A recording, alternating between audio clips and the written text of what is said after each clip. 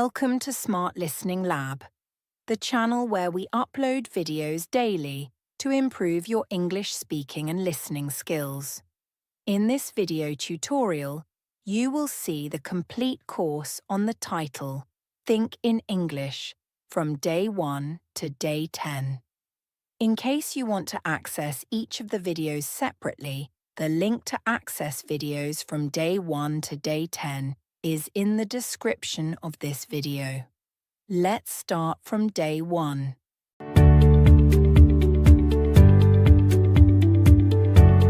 Hey everyone, and welcome back to the Smart Listening Lab.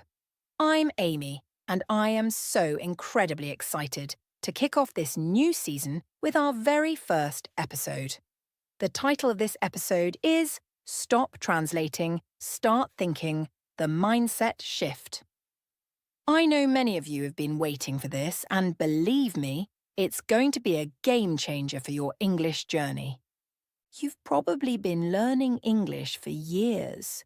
You've studied the grammar rules, you've memorized vocabulary lists, but when it's time to actually speak, you feel this weird mental block. You know what you want to say, but you can't get the words out fast enough. You're stuck in a loop.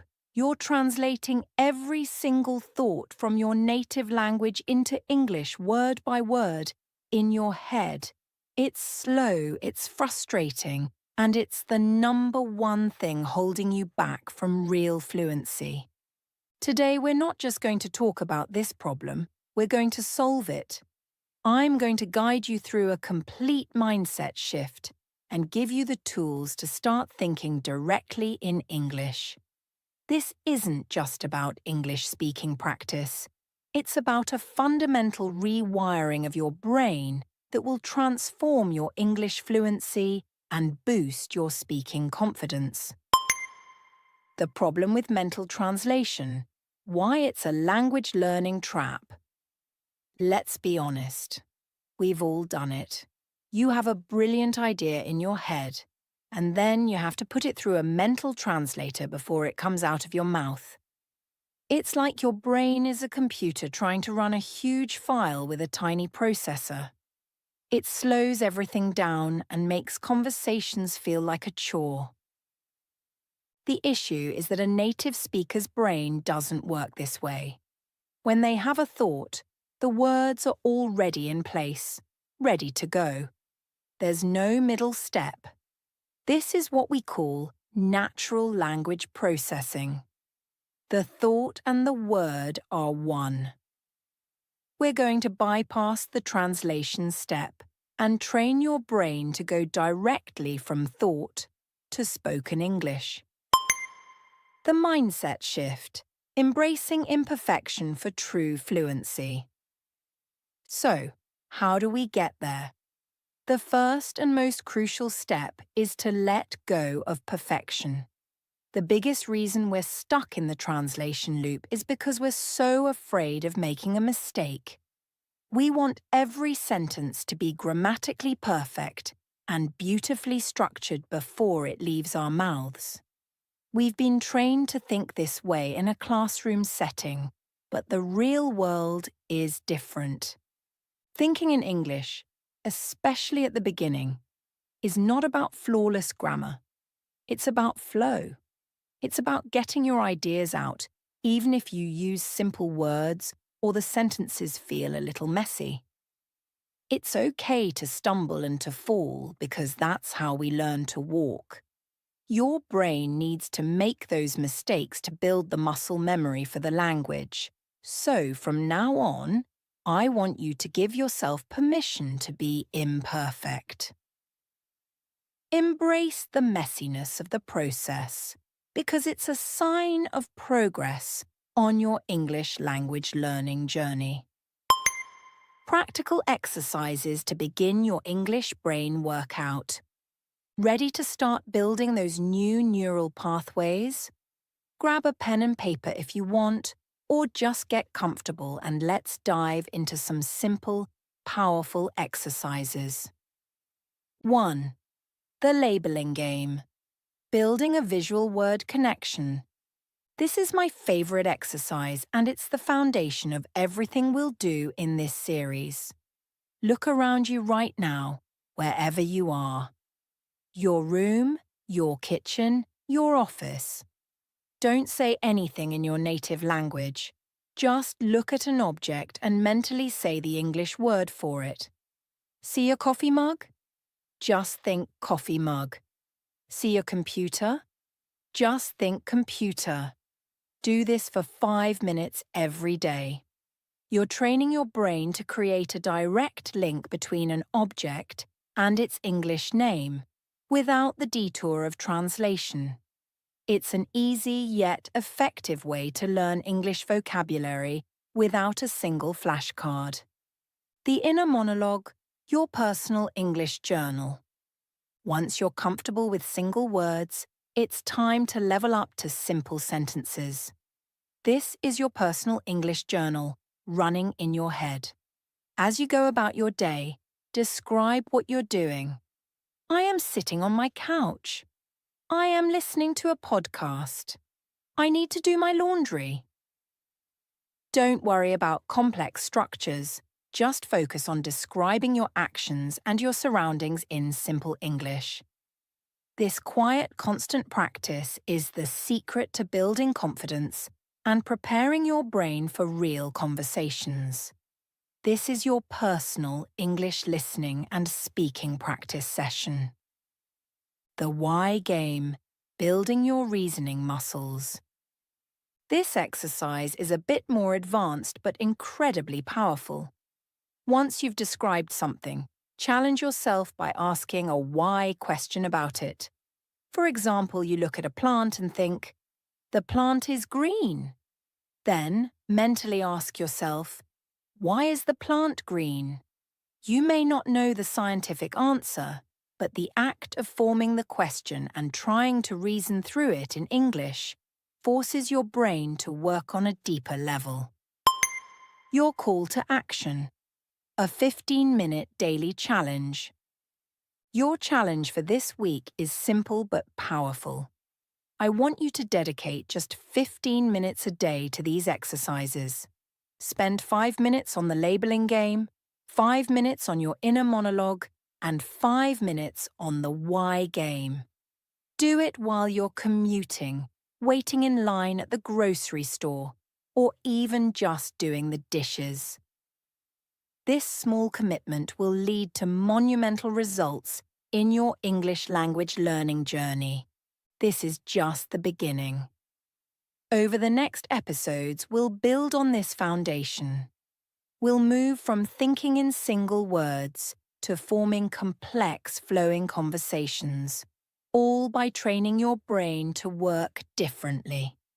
Get ready to stop translating and start truly thinking and speaking in English.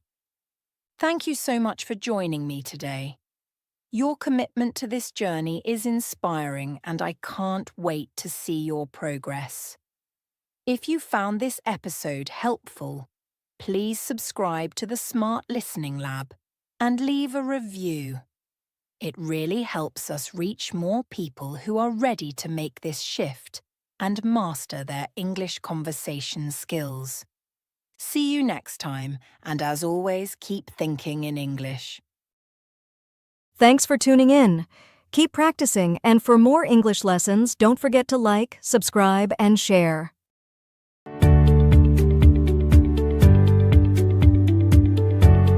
Welcome back to the Smart Listening Lab. I'm Amy, and I'm so glad you're here for our second episode. Today we're diving into a topic that is absolutely crucial for your fluency. The vocabulary vault, building your mental dictionary. Think in English. Just a quick note.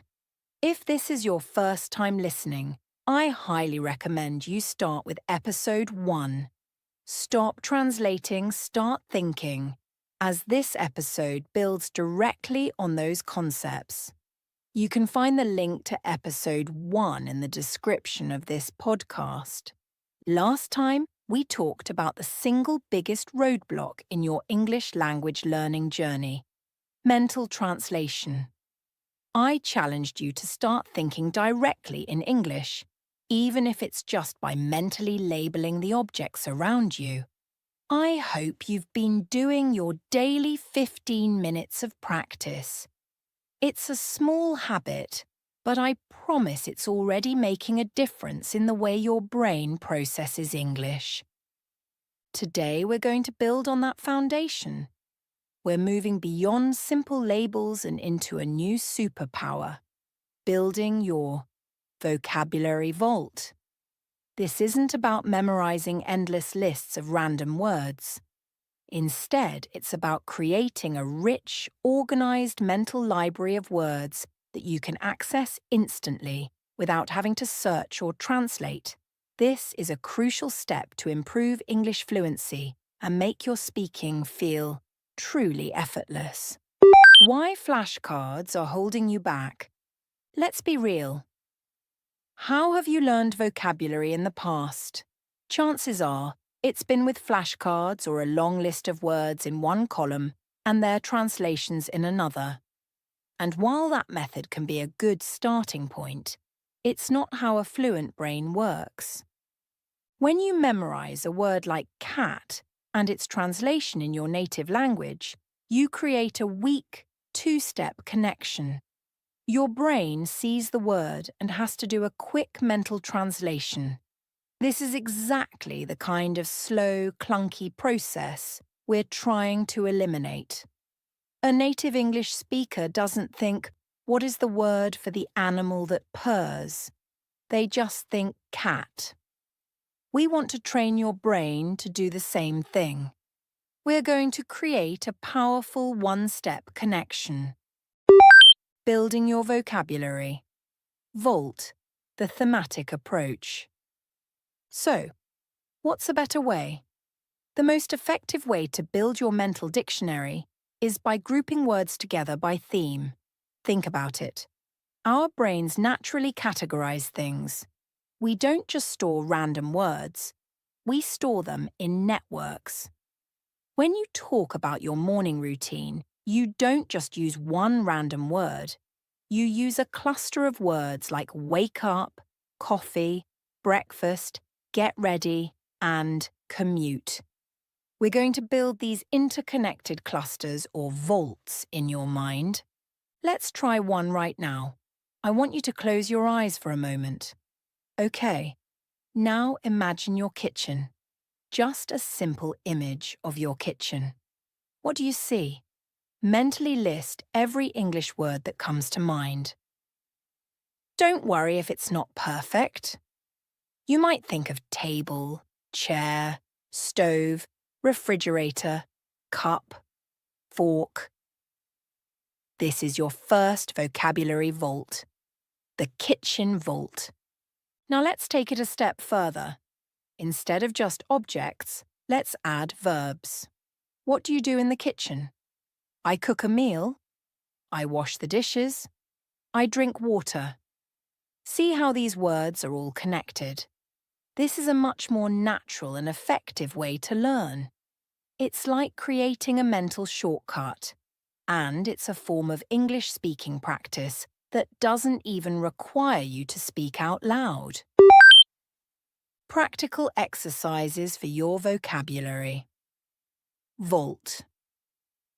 Here are 2 more practical exercises you can start today to build your own mental vaults. 1. The thematic walkthrough. Choose a new place or a topic that's important to you, like your bedroom, your office, or a favourite hobby. Take 5 minutes and mentally walk through it. First, list all the nouns: bed, desk, bookshelf, lamp. Then add the adjectives: comfortable bed, wooden desk, full bookshelf. Finally, add the verbs: I read a book, I work at my desk. This exercise forces your brain to group words in a way that's actually useful for real conversation. 2. The 3-word story. This is a fun one. Choose a topic like a trip to the beach. Now mentally try to build a short story using only 3 words. Sun, sand, ocean, sun shining, sand hot, ocean waves. This forces you to think conceptually, and it helps you link words and ideas together in a natural, flowing way. The next step is to expand that to 5 words, then 10 words. This is a fantastic way to improve English conversation skills in a low-pressure, creative environment. Your weekly challenge: build your vocabulary vaults. Your challenge for this week is to create 3 different vocabulary vaults. Choose 3 places or topics that are important to you. Maybe it's your commute, your favourite hobby, or another room in your house. Spend just 10 minutes a day on this. Mentally list the words and then try to build a few simple sentences. This is a powerful new way to learn English effectively. By moving beyond simple translation and into thematic thinking, you are building the foundation for real fluency. Thank you so much for joining me on this second episode. Your commitment to this journey is inspiring. If you found this episode helpful, please subscribe to the Smart Listening Lab and leave a review. It helps us reach more people who are ready to make this shift and truly master their English conversation skills. See you next time, and as always, keep thinking in English. Thanks for tuning in. Keep practicing, and for more English lessons, don't forget to like, subscribe, and share.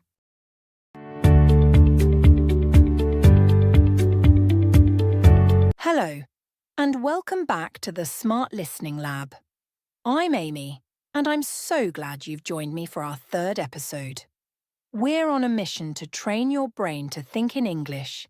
The title of this episode is The Grammar GPS: Finding Your Way Through English. Think in English. Just a quick heads up. This is episode 3. If you haven't listened to our first 2 episodes, Stop Translating, Start Thinking and the Vocabulary Vault, I highly recommend you check them out first. This series builds on each episode, and you can find the links to episodes 1 and 2 in the description below. So far, we've broken the habit of mental translation and started building our vocabulary vaults. Today, we're calling our episode The Grammar GPS: Finding Your Way Through English. For many English learners, grammar feels like a giant rulebook filled with complex charts and exceptions. It's what makes you hesitate and doubt yourself.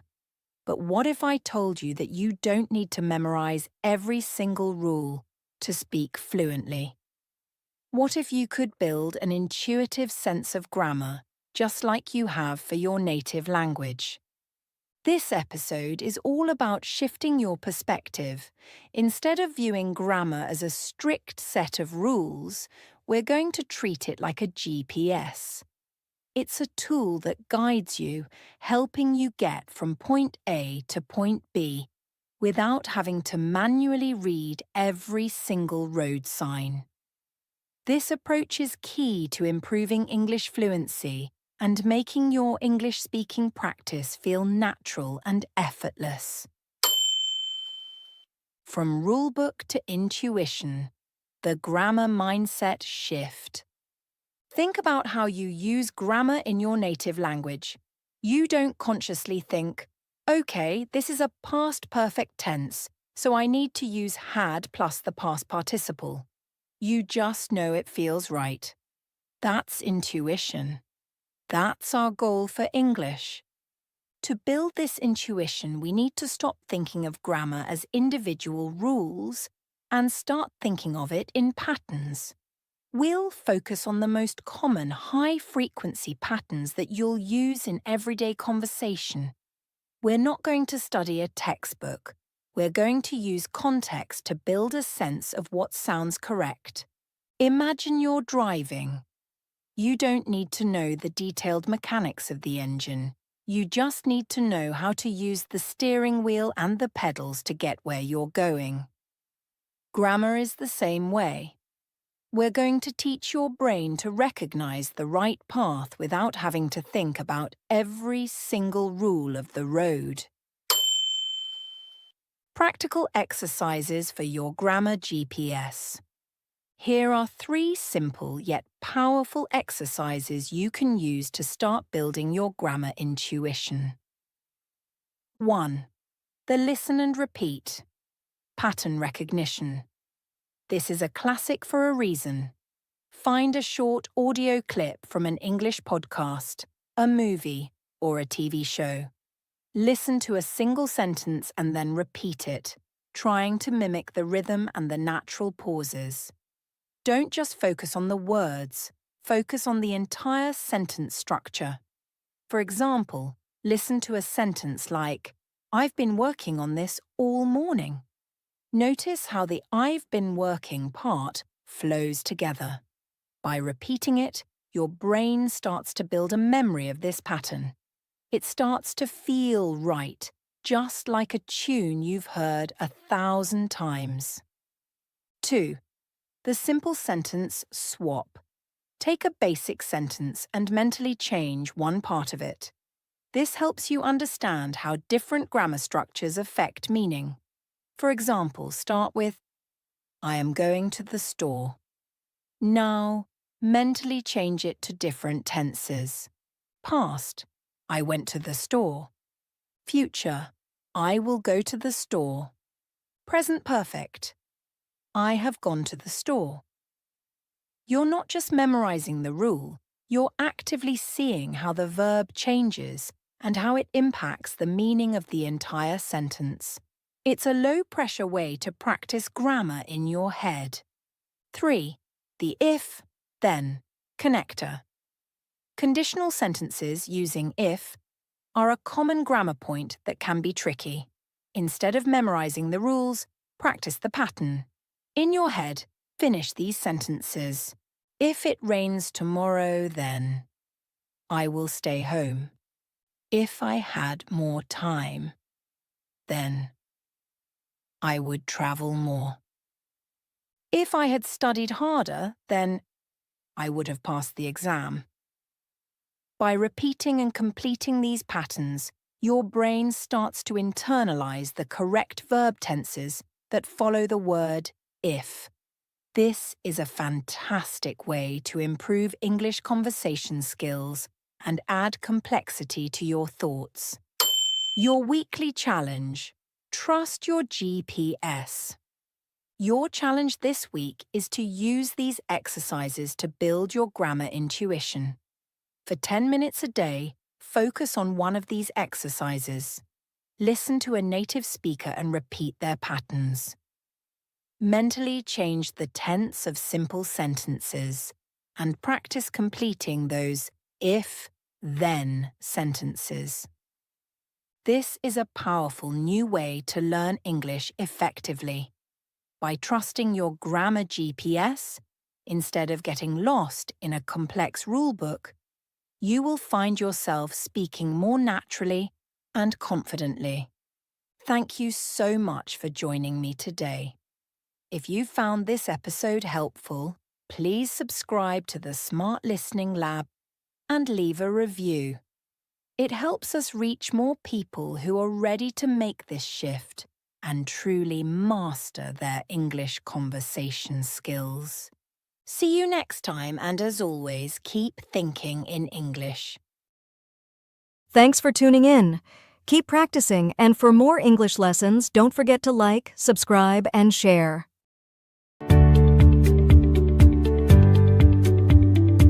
Hello and welcome back to the Smart Listening Lab. I'm Amy, and I'm so excited to be here for episode 5 of our series on how to think in English. So far, we've broken the translation habit, built our vocabulary vaults, found our grammar GPS, and started turning our daily life into a real-world language lab. If you haven't listened to our previous episodes, be sure to check them out. The links are in the description below.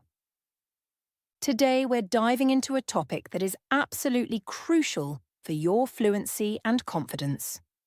Your English personality, finding your voice, think in English. Have you ever felt like you're a different person when you speak English? Maybe a little more formal, less funny, or not as expressive as you are in your native language. This is a very common feeling. It happens because we're so focused on getting the words right that we forget to let our true selves shine through. But your personality is your greatest asset. It's what makes you, you. This episode is about showing you how to transfer that unique, authentic you into your English speaking. The missing piece. Why fluency isn't just about words. When you learn a language, you're not just learning words and grammar. You're learning a new way to express yourself. Think about it. A native speaker doesn't just communicate information. They communicate emotion, attitude, and a sense of who they are. If you're only focusing on the technical side, you might sound like a robot. A perfectly correct robot, but a robot nonetheless. Your personality, your humour, your sarcasm, your warmth, your opinions is what makes your English sound natural, engaging, and alive. Finding your voice in English is the key to building confidence and connecting with people on a deeper, more human level. Imagine your brain is a computer. The grammar and vocabulary are the operating system and the software. But your personality is the user interface. It's what makes the entire experience intuitive and personal. This is a vital step in improving English fluency and moving beyond just being understood to being truly heard. Peter's story, a real-life example. I want to share a quick story about one of my students, Peter. When he first came to me, Peter was excellent at English grammar. He could ace any written test, but in conversation he was completely different. He was quiet, a little stiff, and he rarely smiled. His personality, which was warm, funny, and incredibly quick-witted in his native language, simply didn't come through. He felt like he had to be a different person to speak English. We started working on these very exercises. Peter began mentally describing his frustrations with traffic in more expressive ways like, "This is a nightmare," or "I'm losing my mind." He started practicing telling funny stories about his day, even if he stumbled over a few words. Over time, something amazing happened. He stopped being a perfect robot and started sounding like Peter. His sense of humour came through in his word choices, his genuine warmth in his tone. He found his English voice, and his confidence skyrocketed. He proved that you don't have to sacrifice who you are to be fluent. 3 exercises to unleash your English voice. Ready to bring your personality into your English? Here are 3 simple yet powerful exercises you can start practicing today. The Mood Monitor Game. Throughout your day, mentally describe your emotions using more than just happy or sad. For instance, if you're feeling excited, think, "I'm thrilled about my plans tonight." If you're a bit annoyed, try, "Ugh, this traffic is driving me crazy." This exercise helps you connect emotional states directly to English expressions so you can express how you truly feel. Don't be afraid to use a variety of words. For example, instead of just tired, think, "I'm exhausted," "I'm wiped out," or "I'm drained." This expands your emotional vocabulary and makes your thoughts more vivid. It's an essential part of improving English fluency. The English "what if" scenario. Choose a real-life situation and mentally rehearse how you would respond in English, focusing on your personality. For example, imagine you're at a party and someone asks you about your job. Instead of a robotic answer, think about how you'd really say it. Would you be enthusiastic, humorous, self-deprecating? Practice different ways of answering, like, "It's a lot of work, but I love solving complex problems." Or, "It's a little boring, but it pays the bills." This is a great way to build your English conversation skills by incorporating your own unique style. Translate your humor. Challenge. Humor is deeply personal and often the hardest thing to translate. Your challenge is to take a joke or a funny story from your native language and try to tell it in English. This is a tough but rewarding exercise. It forces you to think about idioms, cultural nuances, and rhythm. You'll probably find that some things don't translate directly, and that's okay. It's part of the process of finding your English voice. If a joke doesn't land, it's a great opportunity to ask yourself, why not? And learn more about English culture and humour. This exercise helps you connect with the cultural side of the language, which is key to sounding like a native speaker. Your weekly challenge: be yourself in English. This week, your challenge is to choose one of these exercises and practice it daily for 10 minutes. The goal is simple. Start acting like yourself when you think and speak in English. Don't be afraid to sound silly or make a mistake. The more you do it, the more your authentic personality will shine through your English. This is a monumental step toward making English a part of who you are. Thank you so much for joining me today. Your commitment to this journey is inspiring. If you found this episode helpful, please subscribe to the Smart Listening Lab and leave a review. It helps us reach more people who are ready to make this shift. See you next time. And as always, keep thinking in English. Thanks for tuning in. Keep practicing, and for more English lessons, don't forget to like, subscribe, and share.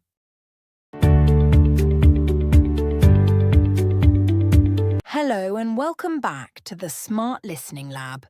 I'm Amy, and I'm so excited to be here for episode 5 of our series on how to think in English.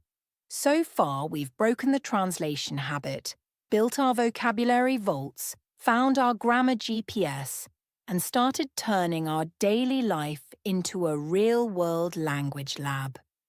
If you haven't listened to our previous episodes, be sure to check them out. The links are in the description below. Today, we're diving into a topic that is absolutely crucial for your fluency and confidence. Your English personality, finding your voice, think in English. Have you ever felt like you're a different person when you speak English? Maybe a little more formal, less funny, or not as expressive as you are in your native language. This is a very common feeling. It happens because we're so focused on getting the words right that we forget to let our true selves shine through. But your personality is your greatest asset. It's what makes you, you. This episode is about showing you how to transfer that unique, authentic you into your English speaking. The missing piece. Why fluency isn't just about words. When you learn a language, you're not just learning words and grammar.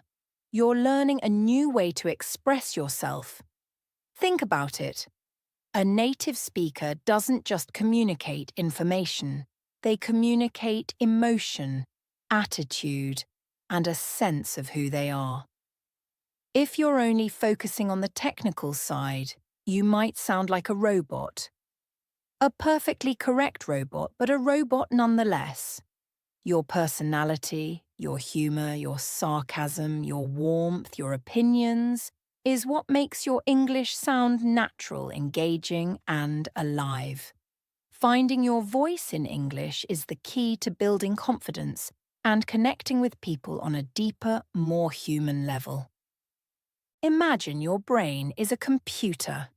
The grammar and vocabulary are the operating system and the software, but your personality is the user interface.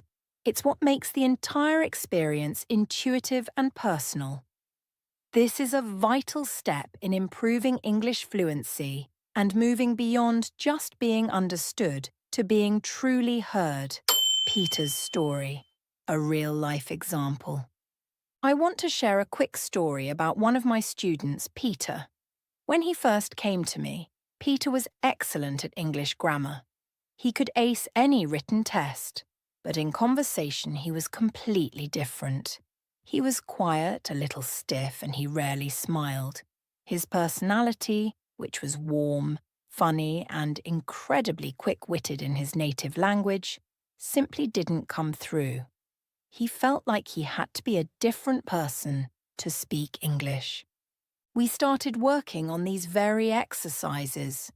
Peter began mentally describing his frustrations with traffic in more expressive ways like, "This is a nightmare," or "I'm losing my mind." He started practicing telling funny stories about his day, even if he stumbled over a few words. Over time, something amazing happened. He stopped being a perfect robot and started sounding like Peter.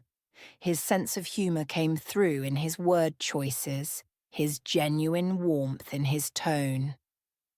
He found his English voice, and his confidence skyrocketed. He proved that you don't have to sacrifice who you are to be fluent. 3 exercises to unleash your English voice. Ready to bring your personality into your English? Here are 3 simple yet powerful exercises you can start practicing today. The Mood Monitor game. Throughout your day, mentally describe your emotions using more than just happy or sad. For instance, if you're feeling excited, think, "I'm thrilled about my plans tonight." If you're a bit annoyed, try, "Ugh, this traffic is driving me crazy." This exercise helps you connect emotional states directly to English expressions so you can express how you truly feel. Don't be afraid to use a variety of words. For example, instead of just tired, think, "I'm exhausted," "I'm wiped out," or "I'm drained." This expands your emotional vocabulary and makes your thoughts more vivid. It's an essential part of improving English fluency. The English "what if" scenario. Choose a real-life situation and mentally rehearse how you would respond in English, focusing on your personality. For example, imagine you're at a party and someone asks you about your job. Instead of a robotic answer, think about how you'd really say it. Would you be enthusiastic, humorous, self-deprecating? Practice different ways of answering, like, "It's a lot of work, but I love solving complex problems," or "It's a little boring, but it pays the bills." This is a great way to build your English conversation skills by incorporating your own unique style. The Translate Your Humour. Challenge. Humour is deeply personal and often the hardest thing to translate. Your challenge is to take a joke or a funny story from your native language and try to tell it in English. This is a tough but rewarding exercise. It forces you to think about idioms, cultural nuances, and rhythm. You'll probably find that some things don't translate directly, and that's okay. It's part of the process of finding your English voice. If a joke doesn't land, it's a great opportunity to ask yourself, why not? And learn more about English culture and humour. This exercise helps you connect with the cultural side of the language, which is key to sounding like a native speaker. Your weekly challenge. Be yourself in English. This week, your challenge is to choose one of these exercises and practice it daily for 10 minutes.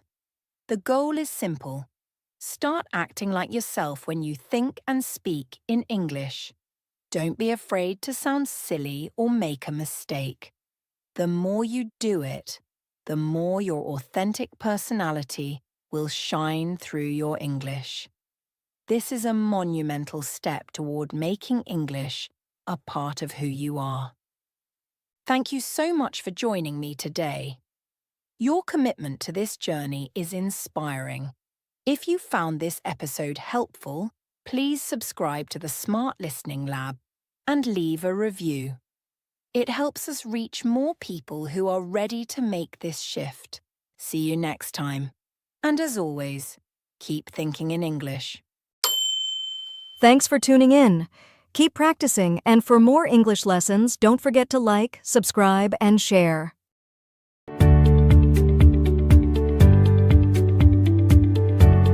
Episode 6. The Listening Lab.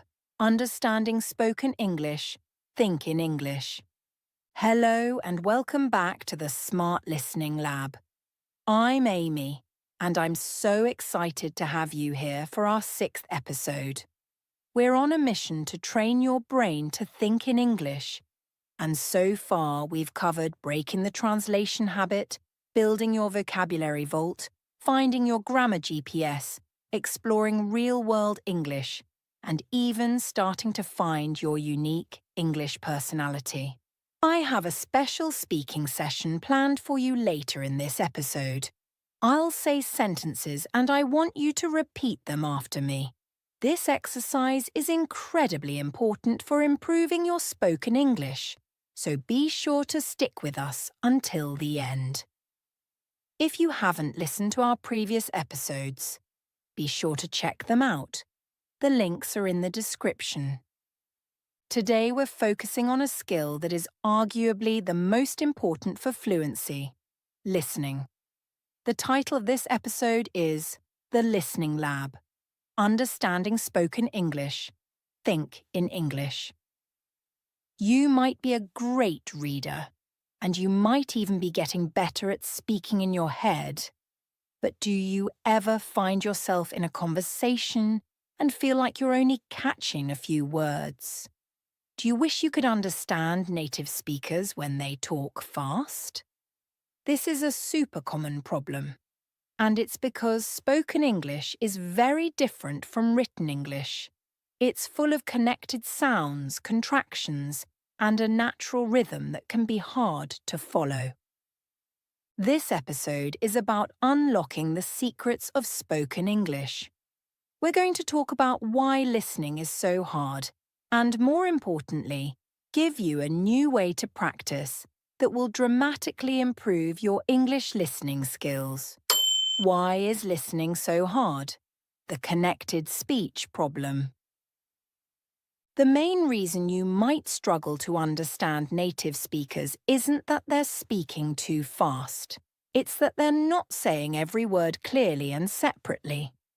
They connect words together in a process called connected speech. Words like going to become gonna and want to become wanna. Phrases like I don't know often sound like I dunno. Your brain, which has been trained to see each word as a separate unit, gets overwhelmed. It's like trying to read a sentence where all the words are mashed together without any spaces. Our goal is to train your ear to hear these connections and understand that they're just shortcuts. Let's look at a real-world example. Imagine a native speaker says, "I'd love to go." A learner might be listening for, "I would love to go," but the speaker's words are connected. The would often disappears into I'd, and the to can get reduced. To your ear, it might sound like a single sound. Another example is, "What are you doing?" which sounds like, "What are you doing?" in fast conversation.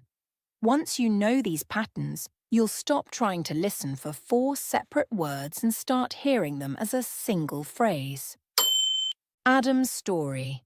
The listening breakthrough. I want to share a story about a former student of mine, Adam. Adam was fantastic at English writing. He could produce perfectly structured essays and emails, but he was terrified of phone calls. He would get so stressed because he couldn't understand people on the phone. He was listening for every single word, and his brain was just getting overwhelmed. We started working on the exercises I'm about to share with you. Adam would take a short news clip he found interesting, maybe just 30 seconds long, and he would listen to it over and over. He wasn't trying to understand everything. He was just listening for the sound of it.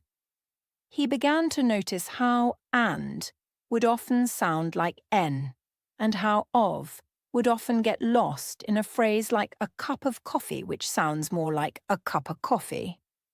By training his ear to these subtle changes, he stopped trying to translate and started simply hearing the meaning.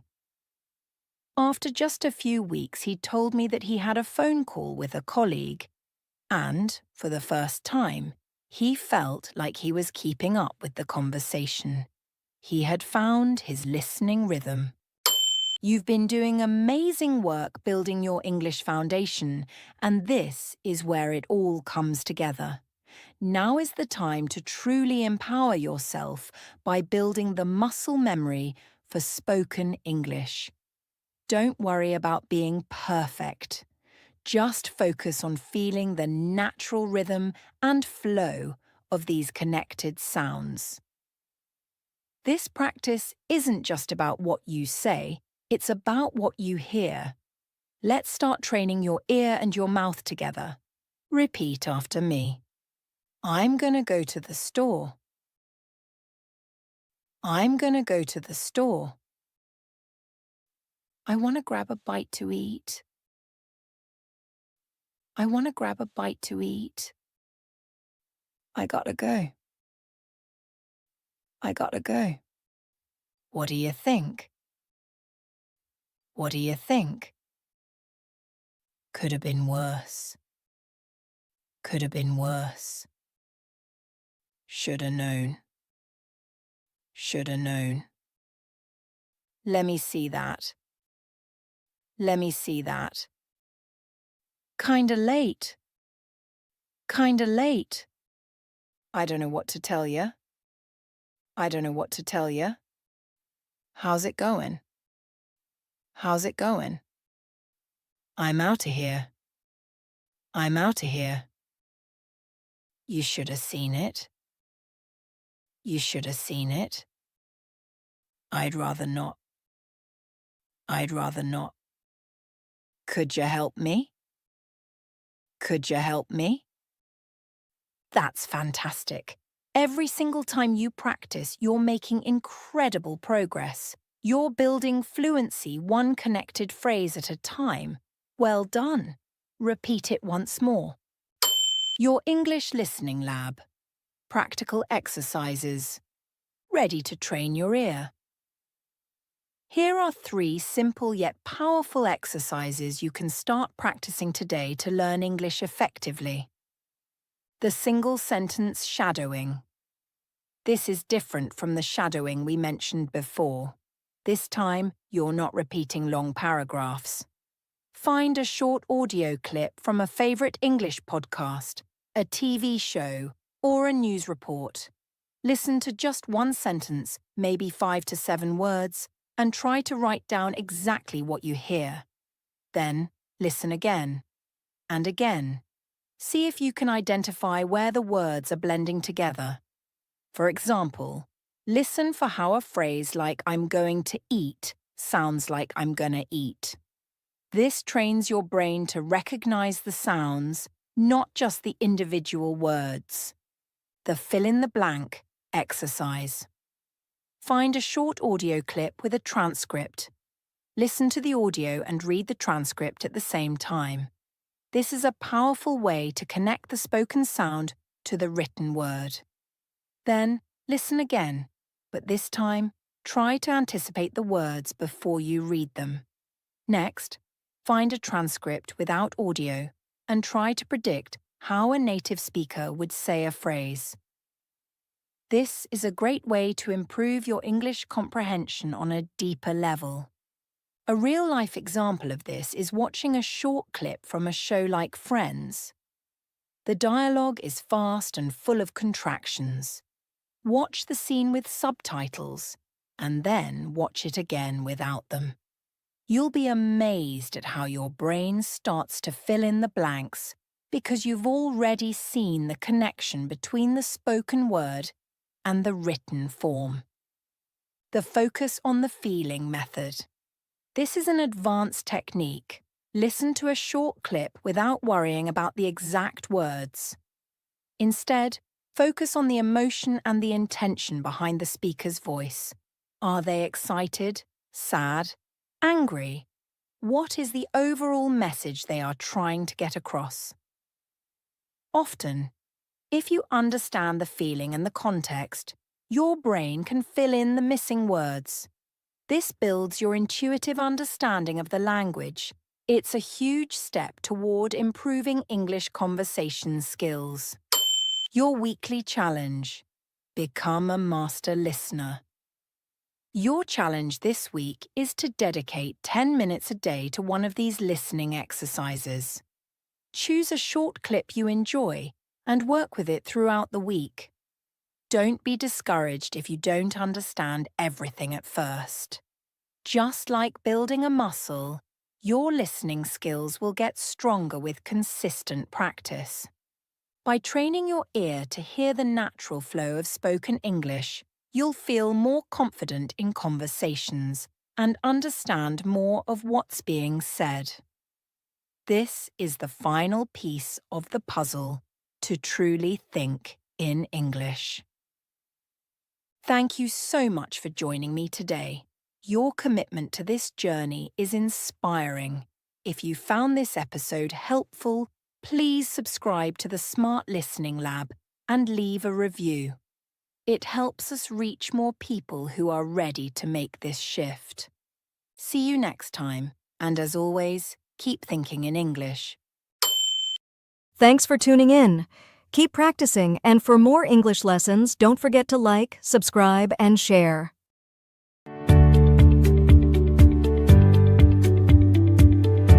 Episode 7.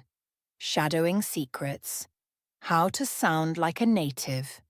Think in English. Hello, and welcome back to the Smart Listening Lab. I'm Amy, and I'm so excited to have you here for our 7th episode. We're on a mission to completely transform how you learn English. We've tackled mental translation, built a vocabulary vault, found our grammar GPS, learned how to use the real world as our language lab, found our English personality, and most recently, trained our ears in the listening lab. If you're just joining us, be sure to check out the previous episodes. The links are in the description. This series builds on itself, and today we're bringing everything together with a powerful technique. I've got something special for you today. Later in the video, we'll have a live shadowing session where you can practice with me, so stick around to the very end. The title of this episode is Shadowing Secrets: How to Sound Like a Native Think in English. Have you ever listened to a native speaker and been amazed at how naturally they speak? The rhythm, the intonation, the way their words connect. It all just flows. But when you try to speak, your voice might feel a bit stiff or unnatural. This is a very common challenge. Today we're going to give you a single technique that will bridge the gap between what you hear and what you say. What is shadowing? Your voice's muscle memory. Shadowing is a simple but incredibly effective technique where you listen to a native speaker and immediately repeat what they say, almost like a shadow. You're not just repeating the words, you're copying their intonation, their rhythm, their tone, and even the natural pauses in their speech. It's a form of active listening that trains the muscles in your mouth and throat to produce the sounds of English. This is how you build English speaking practice that goes beyond just grammar and vocabulary. Think of it like learning to play a song on a guitar. You don't just memorize the notes, you practice the melody over and over until your fingers know exactly where to go without you having to think about it. Shadowing does the same thing for your voice. It builds muscle memory for speaking English. Adam's success story, a real-life example of shadowing. I want to tell you about my student Adam. He was great at written English but struggled with spoken conversation. His main problem was not just listening, but also sounding unnatural when he spoke. His sentences came out flat and robotic, even when his grammar was perfect. We introduced shadowing to his routine. Instead of just listening to podcasts, he started shadowing them. He would listen to a short 30-second clip, rewind, and then try to repeat it sentence by sentence, mimicking the speaker's tone. It was difficult at first, but he stuck with it. He found that by copying the rhythm of the speaker, he naturally started to use contractions like gonna and wanna without even thinking about it. His sentences started to flow more naturally, and his voice began to sound more dynamic. Shadowing was the final piece of the puzzle that gave him the confidence to have real, flowing conversations. How to practice shadowing effectively. The tricks. Ready to give it a try? Here are some steps and some secret tricks to start your shadowing journey. Choose your content wisely. Pick an English podcast, a YouTube video, or a clip from a TV show that is interesting to you. The key is to find content where the speaker's accent and speed are manageable for you. Start with something slow and clear, like a news report. And as you get more confident, you can move on to a faster pace. Look for content with a transcript so you can read along. Start with a short clip. Don't try to shadow an entire episode. Pick a short clip, maybe just 30 to 60 seconds long. This makes it feel less overwhelming and allows you to focus on the details. 3. The 3-step process. Step 1. Listen. Listen to the clip once or twice without shadowing. Just focus on understanding the content. Step 2. Shadow. Play the clip again, and this time, speak along with the speaker at the same time. Don't worry about being perfect. Just try to keep up with their pace. Step 3. Reflect. After a few rounds of shadowing, pause and listen to yourself. You can even record your voice to compare it to the original. Where do you sound different? Is it the rhythm? The intonation? This reflection helps you identify areas for improvement. Trick number 1. Focus on the musicality of English. Every language has a unique rhythm, intonation, and stress pattern. English is a stress-timed language, which means some syllables are stressed and others are reduced. When shadowing, focus less on the individual words and more on the ups and downs of the speaker's voice. Where are they putting emphasis? How does their voice rise at the end of a question? This musicality is what makes your English sound natural. Trick number 2. The over-exaggeration technique. In the beginning, don't be afraid to over-exaggerate your movements and sounds. When the speaker's voice goes up, make your voice go way up. When they pause, make a longer pause. This might feel silly, but it's a powerful way to break out of your comfort zone and teach your mouth and brain the new patterns. Over time, you'll naturally find a more balanced and authentic rhythm. Trick number 3. Shadowing for connected speech. Remember our last episode on connected speech? Shadowing is the best way to practice it. Listen for phrases like, I'm gonna, and what you're doing. When you shadow, don't say the full words. Force yourself to say the connected form. This builds muscle memory for what spoken English actually sounds like, not just what it looks like on a page. Speaking practice. Shadow me now. Now, let's try a quick practice together. I'm going to read a short paragraph very slowly, and I want you to speak immediately after me. Focus on my rhythm, my intonation, and those natural pauses. Ready? Let's begin. Shadowing is a powerful technique. Shadowing is a powerful technique for improving your fluency. For improving your fluency. It builds a strong link. It builds a strong link between your ears and your voice. Between your ears and your voice. By actively mimicking a native speaker's tone. By actively mimicking a native speaker's tone. You can start to sound more natural and confident.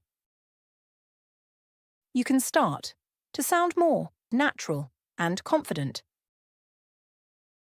This practice helps you get used to the rhythms of spoken English. This practice helps you get used to the rhythms of spoken English. It's not just about the words themselves, but about the music of the language. It's not just about the words themselves, but about the music of the language. You can train your mouth to form the sounds effortlessly. You can train your mouth to form the sounds effortlessly.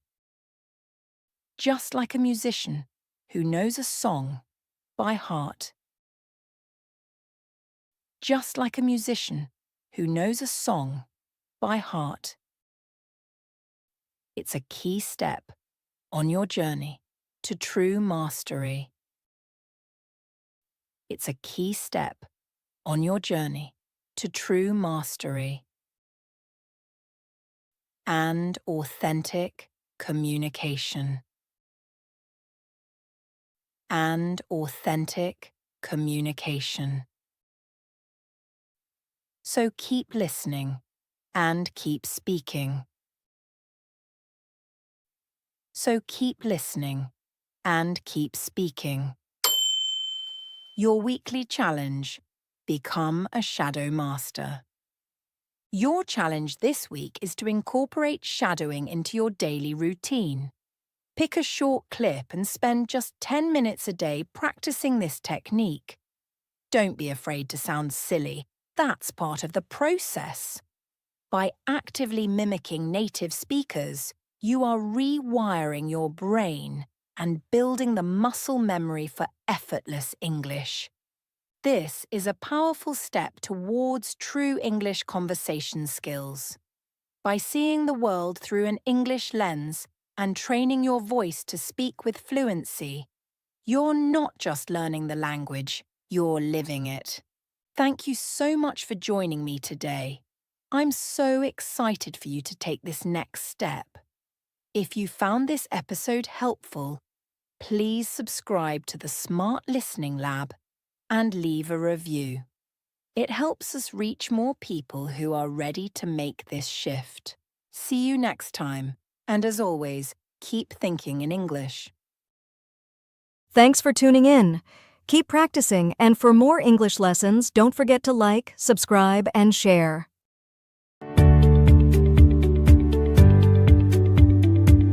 Episode 8. Question Masters. Thinking and Asking Naturally. Think in English. Hello and welcome back to the Smart Listening Lab. I'm Amy and I'm so excited to be here for episode 8 of our series, on how to think in English.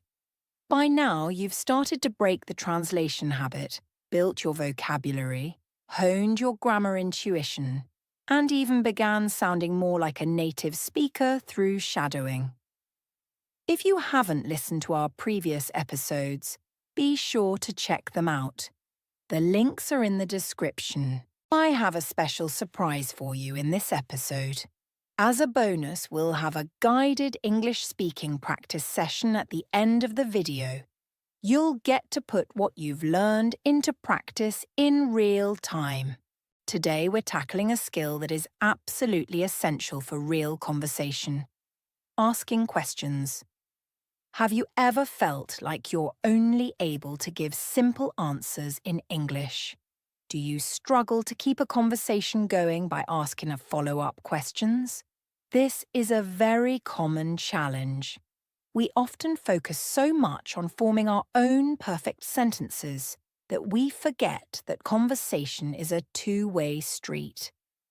Being able to ask questions naturally is what truly makes you a participant, not just a speaker. The power of the question, more than just words. Asking a question isn't just about getting information. It's about showing curiosity, building rapport, and inviting the other person to share. In your native language, you do this effortlessly. You might use different tones or even different words to express the same question depending on the situation. For example, the phrase "what's up" can mean "hello, how are you?" or "what's wrong?" depending on the context and tone. Our goal today is to train your brain to think in question patterns, not just statement patterns. This is a vital step toward improving English fluency and making your English conversation skills feel natural and effortless. John's story. From quiet to conversationalist. I want to share the story of one of my former students, John, from France. John was a brilliant programmer and could write perfect English code and emails. But in a team meeting, he was always quiet. He told me he felt like he was always a step behind the conversation, trying to process what was said and then struggling to form a response. He could answer direct questions, but he couldn't initiate or keep the conversation going. He felt his lack of conversational skills was holding back his career. We started working on these very exercises. Every day during his commute, he played the mental reporter game. He'd look out the window and ask himself questions like, "Why is that bus so full?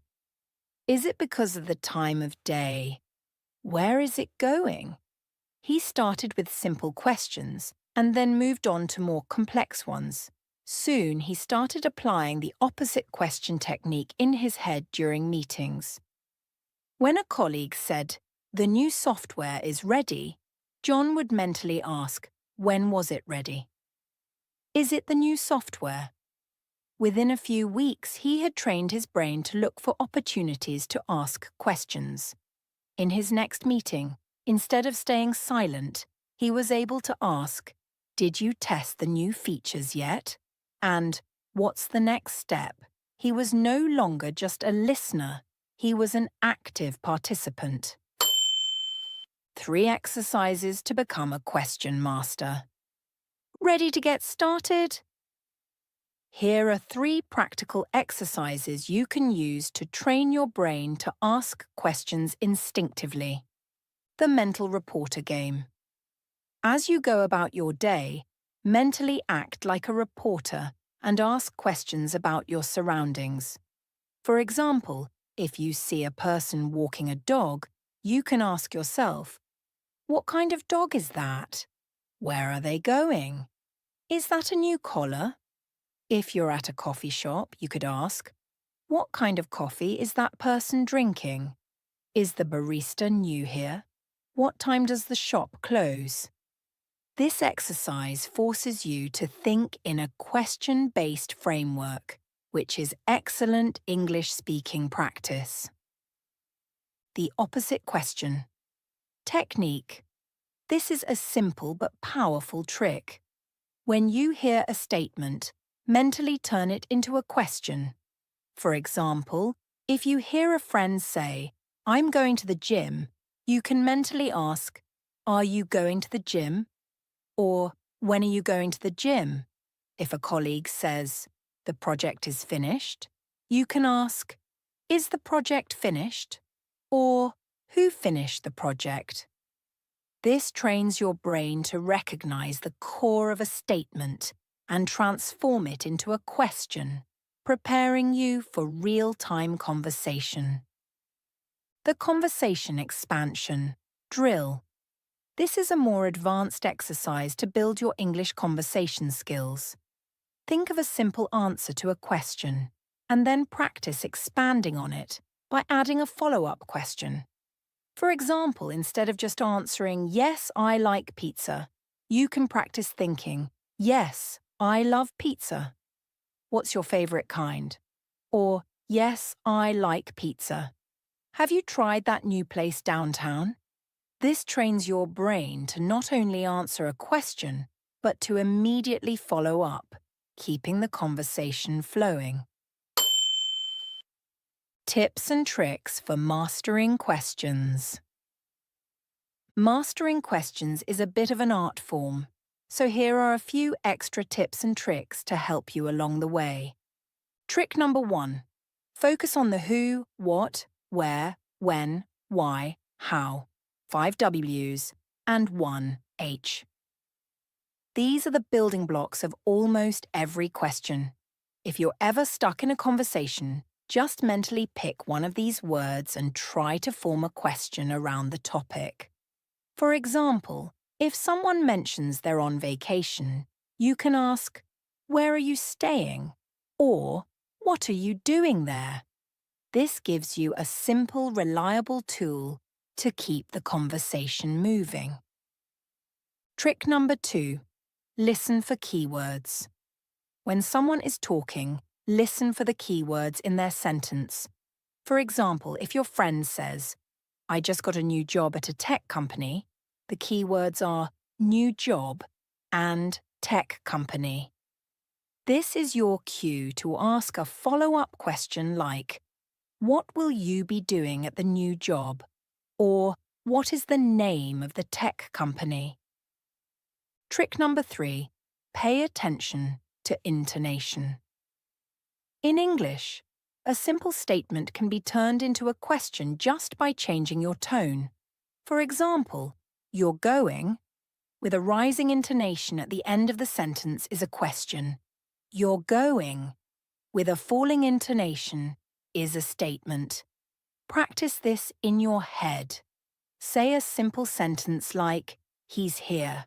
Now, try to say it with a rising tone to turn it into a question. This will help you sound more natural and confident when you speak. English speaking practice. All right. Are you ready to put this into practice? We're going to do a quick speaking drill together. I'm going to read a short text with a few statements. Your job is to mentally or quietly turn each statement into a question, just like we practiced with the opposite question technique. Don't worry about speaking out loud if you're in a public place. The goal is to train your mind to think in questions. Speak slowly. My team is working on a new project. And we just finished the first phase. Our boss gave us a lot of positive feedback. The next meeting is scheduled for Friday. I'm really excited about the final result. Now let's try it again. This time I'll read each statement and then I'll quickly say one possible question you could have formed. Listen to the way my voice rises at the end of the question. My team is working on a new project. Are you working on a new project? and we just finished the first phase. What did you just finish? Our boss gave us a lot of positive feedback. Did your boss like it? The next meeting is scheduled for Friday. When is the next meeting? I'm really excited about the final result. Are you excited about it? You're doing a great job. The goal is to make this process a natural reflex.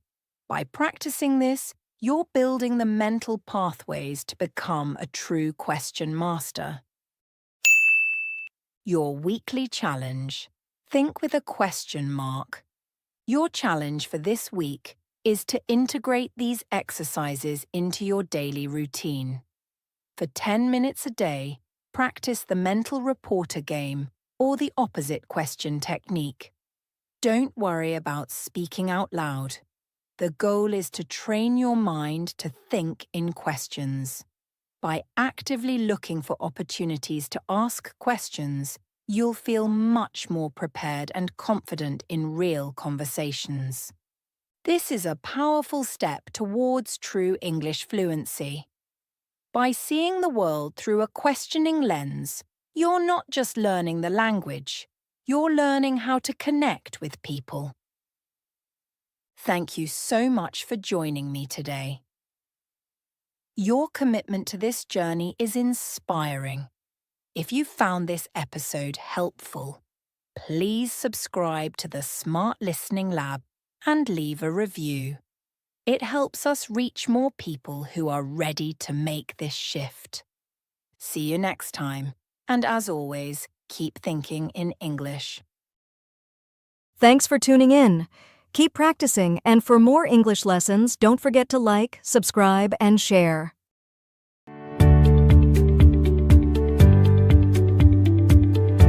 Episode 9. Describing the world, painting a picture with English. Think in English. Hello, and welcome back to the Smart Listening Lab. I'm Amy, and I'm so glad you're here for our 9th episode. We've come a long way together. You've broken the translation habit, built your vocabulary, trained your grammar intuition, and are now mastering conversations by asking questions naturally. If you haven't listened to our previous episodes, be sure to check them out. The links are in the description. I have a special surprise for you in this episode. As a bonus, we'll have a guided English speaking practice session at the end of the video. You'll get to put what you've learned into practice in real time. Today, we're focusing on a key skill that will make your English truly come alive. Have you ever felt like you can talk about the basic facts of something, but you can't quite capture the emotion, the feeling, or the fine details? You might be able to say, "The cake was good," but you struggle to express, "The cake was incredibly rich and moist, with a hint of cinnamon." This is a common challenge for English learners. Describing things vividly is what makes your stories engaging and your conversations memorable. This episode is about unlocking the power of descriptive language. We're going to show you how to move beyond basic adjectives and verbs to paint a picture with your words. Why descriptive language matters. Think about your native language. When you tell a story, you don't just state the facts. You describe the people, the setting, and the emotions. You use words that make your listeners feel like they were there. Descriptive language is how we add texture, colour, and depth to our communication. Without it, our sentences can feel flat and uninteresting. In English, using rich descriptive language is not just for advanced speakers. It's for anyone who wants to connect with their audience. It's how you show your unique perspective and make your English sound more authentic and personal. It's a huge step in your English language learning journey.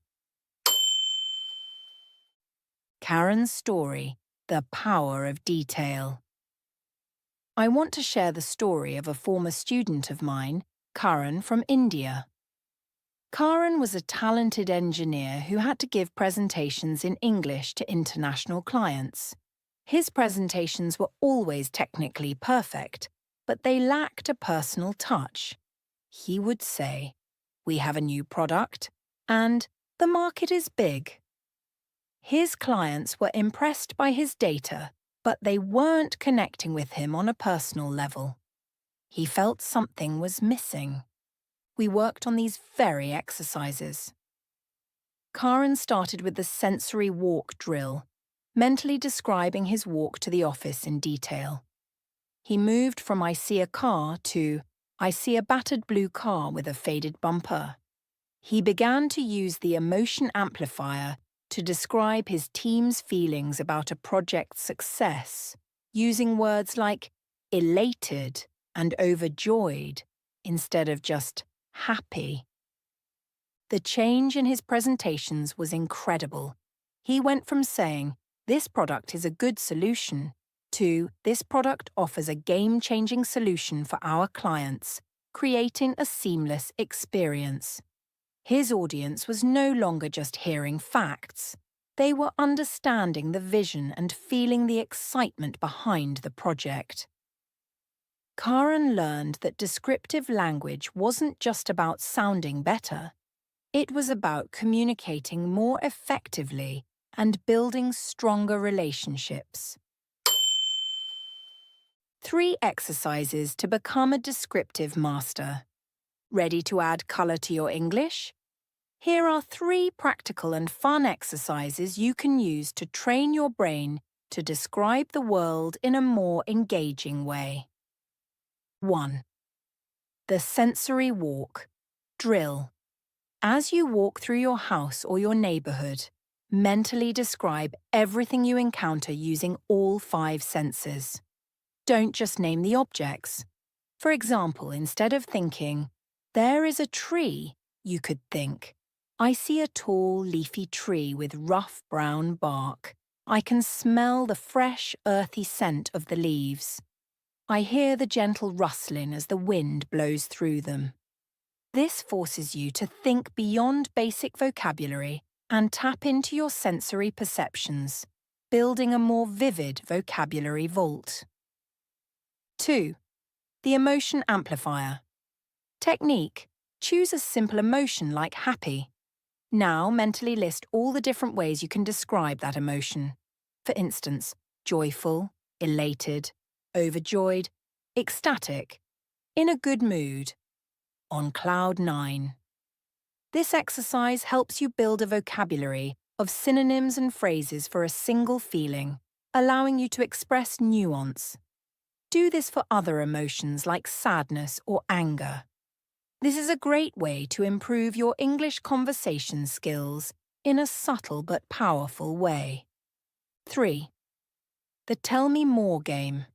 Think of a simple statement and then try to expand on it by adding at least 2 descriptive details. For example, if your initial thought is, "I had a sandwich for lunch," challenge yourself to add more. "I had a spicy chicken sandwich with crispy bacon for lunch." Or if you're describing your day, "The meeting was long," you can expand it to, "The meeting felt endless, with a dull presentation that made me want to fall asleep." This practice trains your brain to automatically look for opportunities to add detail, a key habit for English fluency. Tips and tricks for vivid descriptions. To take your descriptions to the next level, here are a few extra tips and tricks to help you along the way. Tip number 1. Use adverbs and verb phrases. Don't just rely on adjectives. Adverbs can add a layer of detail to your sentences. Instead of saying, "He ran quickly," you can say, "He sprinted urgently down the street." Instead of "the sun shone," you can say, The sun blazed fiercely. This makes your sentences more active and dynamic. Tip number 2. Use similes and metaphors. Similes use like or as to compare two different things. For example, the car was as fast as a cheetah. Metaphors directly state that one thing is another. For example, her laugh was music to my ears. These figures of speech add a poetic and memorable quality to your descriptions. Tip number 3. The zoom in, zoom out method. When describing a scene, start with a broad picture and then zoom in on a small specific detail. For example, instead of just saying, "The park was beautiful," you can start with a general description and then focus on something specific. The park was a vibrant mix of green and gold. I noticed a tiny red ladybug crawling slowly on a single blade of grass. This technique guides your listener's attention and creates a richer mental image. Shadowing text, slow and clear reading. All right, are you ready? I'm going to read a short text now. Remember, the first time is just for listening. The park was a symphony of colours, the vibrant green of the grass, the bright yellow dandelions, scattered like tiny stars. A gentle hum of bees floated in the air, mixing with the distant laughter of children. A warm breeze danced through the trees and rustled the leaves, creating a soft whispering sound. It was a place of quiet beauty, a moment of pure calm.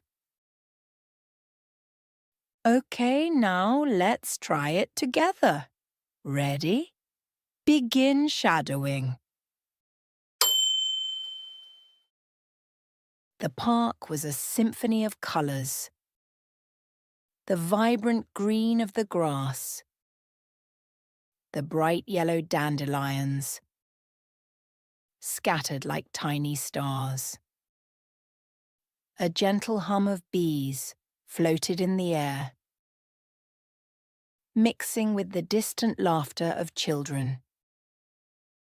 A warm breeze danced through the trees and rustled the leaves, creating a soft whispering sound. It was a place of quiet beauty, a moment of pure calm. You're doing great. Let's do it one last time. You've got this. Let's see how much better you can do now. The park was a symphony of colours. The vibrant green of the grass, the bright yellow dandelions, scattered like tiny stars. A gentle hum of bees floated in the air, mixing with the distant laughter of children. A warm breeze danced through the trees and rustled the leaves, creating a soft whispering sound. It was a place of quiet beauty, a moment of pure calm. Your weekly challenge.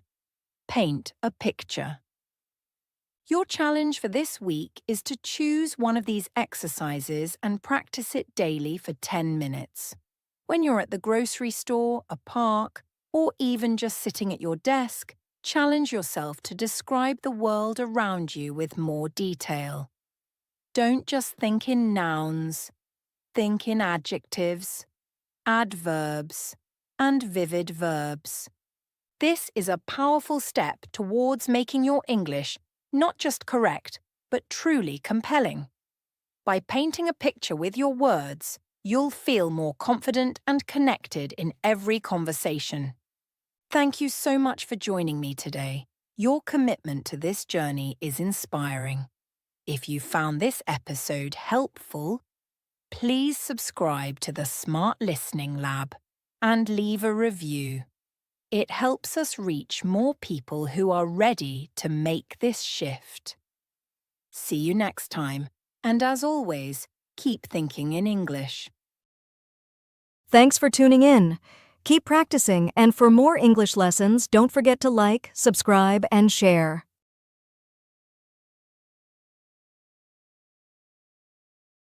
Episode 10. The Confidence Catalyst. Unleash your inner speaker. Think in English. Hello and welcome back to the Smart Listening Lab. I'm Amy, and I'm so excited to be here for our 10th episode. We've reached a significant milestone in our journey to think in English. So far, we've laid a solid foundation. Breaking the translation habit, building a vocabulary vault, finding your grammar GPS, and even becoming a storyteller. If you haven't listened to our previous episodes, be sure to check them out. The links are in the description. Today we're talking about the final and perhaps most important piece of the puzzle: confidence. Have you ever felt that moment of panic when you're about to speak English? That feeling in your stomach that makes you want to stay silent even when you know the words? This is not a knowledge problem. It's a confidence problem. You might have all the tools, but if you don't have the confidence to use them, your fluency will stay locked inside your head. This episode is about lighting that spark. We're going to show you how to shift your mindset from "I might make a mistake" to "I have something to say." Why confidence is the ultimate skill. Think about a time when you were a beginner at something, maybe riding a bike or playing an instrument. In the beginning, you were probably hesitant and worried about falling, but with practice, you became more confident. It wasn't just about knowing how to do it, it was about trusting yourself to do it. The same principle applies to speaking English. Confidence isn't something you're born with. It's a skill you can build. It's what transforms your knowledge into action. It allows you to speak without hesitation, to make mistakes without fear, and to engage in conversations that you might have previously avoided. It's the ultimate catalyst for improving English fluency. Why we fail. The fear of imperfection. So, why do so many people with great English skills still lack confidence? It often comes down to two main reasons. The perfection paralysis. Many of us were taught to avoid mistakes at all costs. In school, a mistake on a test means a lower grade. We bring this mindset to speaking, believing that a grammatical error or a mispronounced word is a sign of failure. This fear of imperfection leads to perfection paralysis, where we become so afraid of making a mistake that we don't speak at all. The truth is, mistakes are not failures. They are a necessary part of the learning process. The comparison trap. We constantly compare ourselves to native speakers or advanced learners. We hear someone speak with a perfect accent and think, "I'll never sound like that." This comparison makes us feel inadequate and erodes our confidence. Remember, a native speaker has been speaking English since birth. You are on a different journey. Your goal is not to sound like them. Your goal is to sound like the most authentic version of you. Your Confidence Toolkit. 3 mindset shifts. Ready to unleash your inner speaker. Here are 3 powerful mindset shifts and exercises you can use to build your confidence. The progress, not perfection. Mindset. Stop chasing perfection. Your goal is not to speak perfectly. Your goal is to communicate effectively. Every time you speak, even if you make a mistake, you are making progress. Celebrate these small wins. Mentally tell yourself, I tried and they understood me. That's a success. This shifts your focus from what you did wrong to what you did right. The Embrace Your Mistakes challenge. This is a game changer. Actively try to make a mistake in a low-stakes situation. For example, during your daily mental narration, use a verb tense you're not 100% sure of. The goal is to get comfortable with the idea that mistakes are a normal part of learning. When you make a mistake and the world doesn't end, the fear of making one starts to disappear. The Say It Out Loud drill. You've been thinking in English. Now it's time to speak in English. Choose a phrase, a sentence, or a story you've practiced mentally and say it out loud, even if it's just to yourself. Say it in the shower, in the car, or while you're making dinner. The act of speaking out loud, even without an audience, builds the physical confidence you need for real conversations. This is the ultimate step in your English speaking practice. Tips and tricks to boost your confidence.